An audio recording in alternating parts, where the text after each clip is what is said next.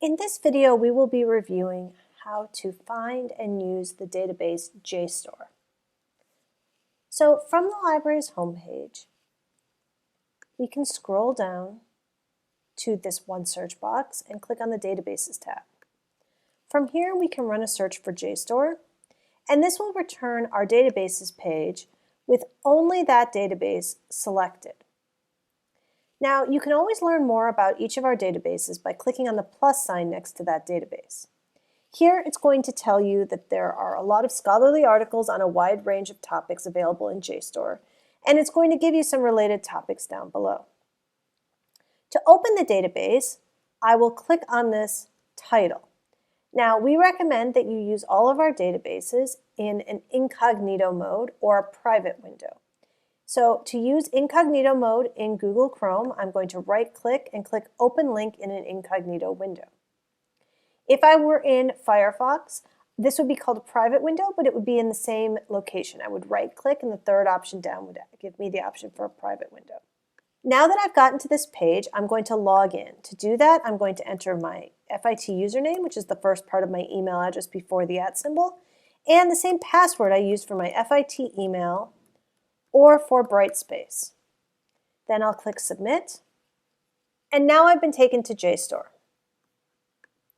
I know that I'm appropriately logged in because it says access provided by SUNY Fashion Institute of Technology. This is important because if you aren't logged into JSTOR, you may be able to see some content, but you won't be able to see the vast majority of the content that is available to you through our subscription. As you'll see, there are two search boxes available here, and they do the same thing. You can search in either place. And you'll see that if I search across all content, I'm going to be searching journals, books, images, and primary sources. I could also select the Images tab, and this would only search across images, many of which are artwork. Let's start with the All Content tab. In this case, I'm going to use as my example, researching the artist Titian. So I would type in the name, and you'll see that there's a drop-down menu. And I can say that I just want to search for Titian as a simple search term. I could say that I want that to be the name of the author or creator of the item. I could say that I want it to be the title of the item or the title of the publication. Or the last option here is that I could search just images using that word or term. I'm going to do a simple search, so I'm going to click Just Search for Titian. I could also just hit Enter after entering my search result. So this is going to get me 19,588 results. And you'll see that because I'm searching through everything, I'll have art results at the top, and these are the resources that used to be in a database called ArtStore, which is now being combined with JSTOR. And if I scroll down lower on the page, this is where I will find the other results, the text results. They're sorted by relevance based on your search term. And you'll see that they each are labeled telling you whether they're a journal article or perhaps a book or book chapter or another type of work. For each one, they'll tell you the title of the work, the author, then it will tell you what publication it's from, so for example, the journal, if there's a volume and number, and it'll give you a brief snippet of the item that tells you where your search term appears. For any item, if it appears relevant to your work, you can simply click Download. It will ask you to accept the terms and conditions, and if you do so, you would click, and now you'll have the full text of the item. As you'll see, it will give you the information about the work, including the title, author, and source on the first page. And then if you scroll down, you'll be able to read the full item.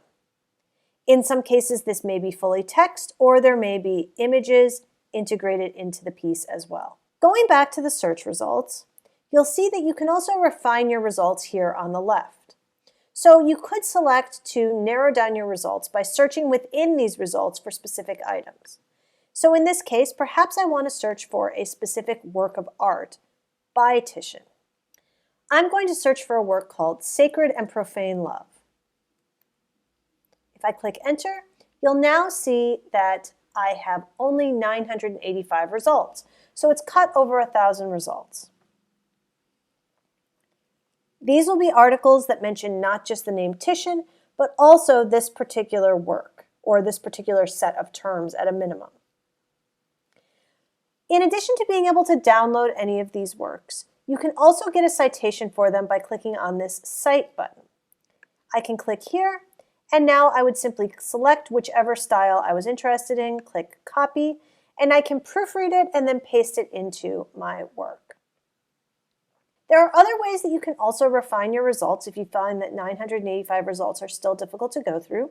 You could select that you are specifically interested in journals or book chapters, which might be useful if you're looking for items that are peer-reviewed, for example. That's more likely to come in a journal.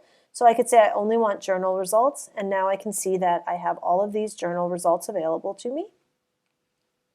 And for each of these, you can also learn more about the work itself, the journal article itself, by clicking on the title instead of clicking to download.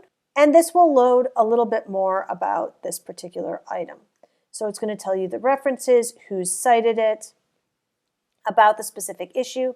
And from here, I could also click through to learn more about the journal itself by clicking on the title of the journal. If at this point I still think it looks interesting, the options to cite and download are also obvious on this page as well. Now we're back on the home page to take a look at searching for images. Instead of going to the All Content tab, I would click on the Images tab, and now I'll search specifically through images available in JSTOR. I'm going to paste in the image I want to search for, and now it's going to search these terms simply in that particular image area. So instead of getting a bunch of text results, I'm going to get images, and here you'll see is a high-quality image of the artwork I'm looking for. This will give you information about the work, its creator, title, type of work, date, what medium it's in, the measurements, who owns it, and it will also give you a high-quality image of that particular piece of work. And you can zoom in on it to see greater detail. If we scroll back to the top, you'll also notice that you can cite the image. So if you're looking to cite a particular piece of artwork, you can click here, and just as with articles, it will give you a citation in a variety of different citation systems. Starting once more from the JSTOR homepage, I want to show you one other feature, which is the advanced search feature. The advanced search is right here on this link, and if I click this, you'll see that I'm able to get a more complicated search box that I can do more things with. So I can search for terms, and I can select what field I'm searching in, for example. And I can then say that I also want to have other terms as part of that search as well. So let's take a look at how this would work.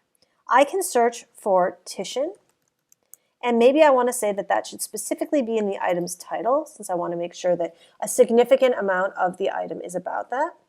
And I can say that in addition, I also want it to at least mention the artwork I'm interested in, Sacred and Profane Love. If I say Submit Advanced Search, now you'll see that I get 73 results, and all of these results will have Titian in the title, and they'll at least mention Sacred and Profane Love.